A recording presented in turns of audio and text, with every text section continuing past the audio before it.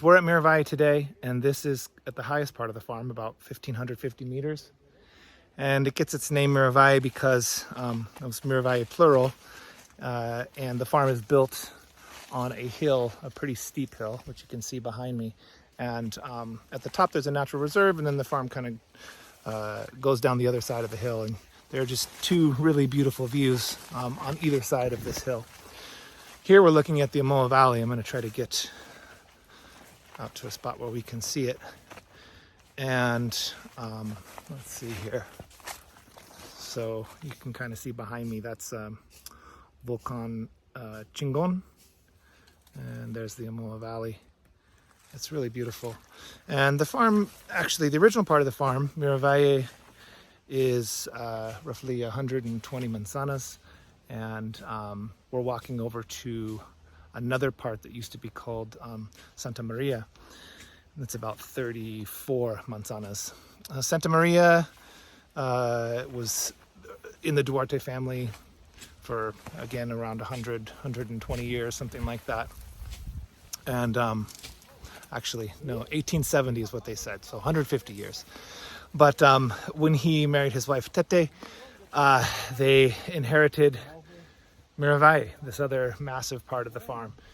Miravalles es la finca en la que nos encontramos y está compuesta de dos porciones. El propio Miravalles, que es una finca que viene de la familia Chacón, que es la familia de mi esposa, y que tenemos registros de que ya en 1940 ya era propiedad de don Cayetano Chacón.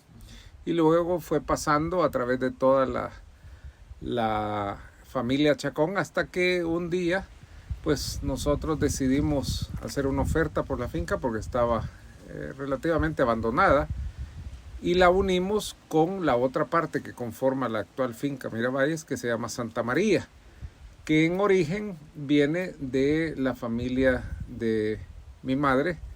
Y yo venía cuando tenía más o menos 10 años, me venía con mi abuela y pasaba todos los 3 meses que duraba la temporada de café, la pasaba acá en esta zona. Por eso es que me encanta tanto venir y me gusta pasar aquí. Es nostálgico, siempre me recuerda todo lo que hice en la época de joven. Así que siempre digo, a mí me gusta decir que no somos caficultores, sino que hacemos caficultura, porque realmente el café es una cultura, no es simplemente sembrar café, algo que se aprende y no se olvida. It's planted in a bunch of different varieties, and right now we're at a part that is all tabi, yellow and red tabi.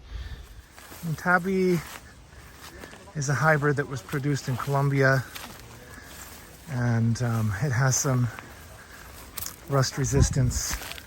It's a hybrid of it's still a Timor hybrid, and then it has crossed with Bourbon and Típica. You can see it has a similar fruit clumping to like a Bourbon.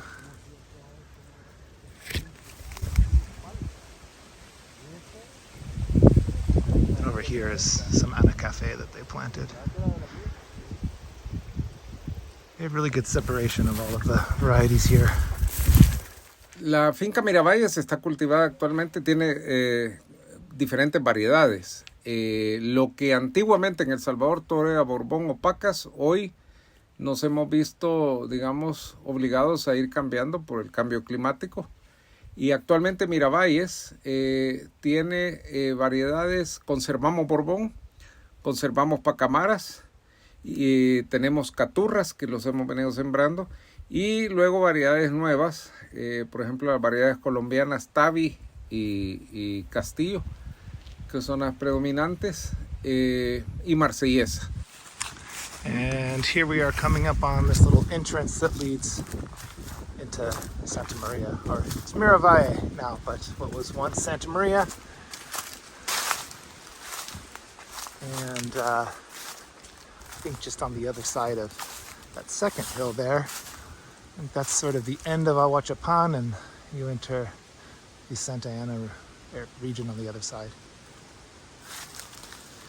This is really neat. These are these copalchi trees here that they grow tall and narrow, and they act as a really effective barrier to the wind. I don't know if you can hear that on the microphone, but it's pretty windy up here today.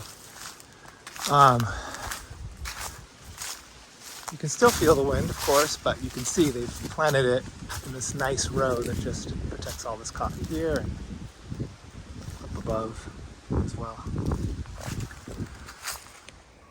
After spending most of the morning at Finca Miravalles, we headed back to their mill where they were processing coffee cherry from the day's harvest. On this day, they were processing fully washed coffee or wet processed, but they also produce honeys and naturals here too. And one of the first things that stood out is just how amazing the coffee cherry looked. You can see here, bag after bag that they're emptying into the hopper just looked like they were filled with coffee cherry picked at peak ripeness and just a real dark uniform red. A lot of that has to do with the selective harvesting that happens at the farm.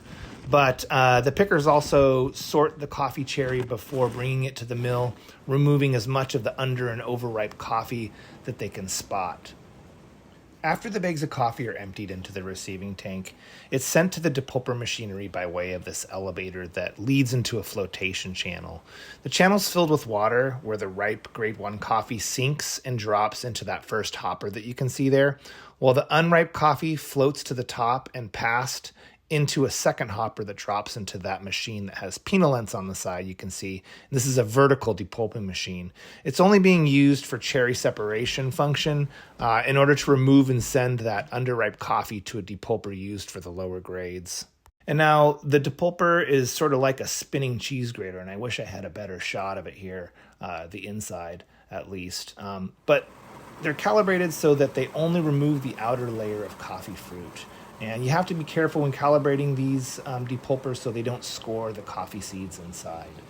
That cherry is pushed out the side channel here and off away from the wet mill. And you can see these big piles of coffee cherry here. These aren't, it's waste, but it's waste that gets reused. And so it's pretty typical for most farms to use this for fertilizer. The coffee seeds are sent down to a spinning drum called a criba where another layer of grade separation occurs. Unripe coffee has a thick skin that isn't easily removed and often makes it through that first depulper, along with the occasional cherry skin and twig. And this criba has these horizontal slots in the drum that are large enough for coffee seeds to slip through, but the rest stays inside the drum, and that debris is pushed forward out the front.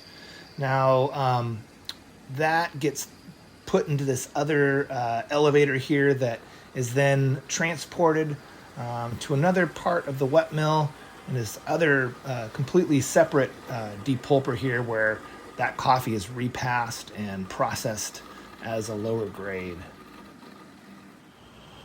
The grade 1 coffee that slips through the bottom of this drum is then moved by an auger below it. You can see here.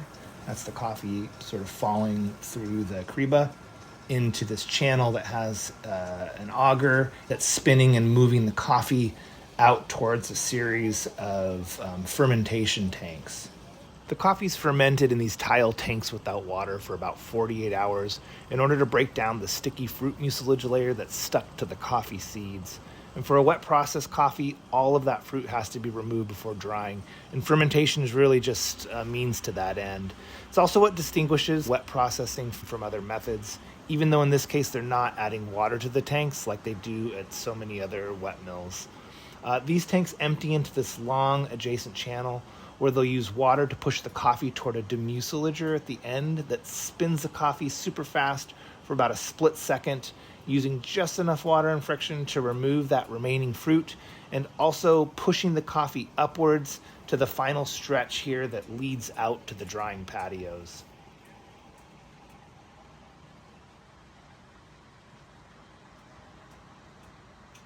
It takes about 10 days to dry the washed coffees here, whereas it's more like 2 to 3 weeks for naturals and honeys, and that's because of that added layer of fruit that's still stuck to the seed. Here you can see their drying patios, which makes up the bulk of drying space available at the mill right now, but they also do have some raised drying tables where they're drying their naturals and honeys, the smaller process batches that they're managing at the mill, and they're planning on adding more tables for next harvest. Thanks for watching this short tour of the Miravai farm and wet mill.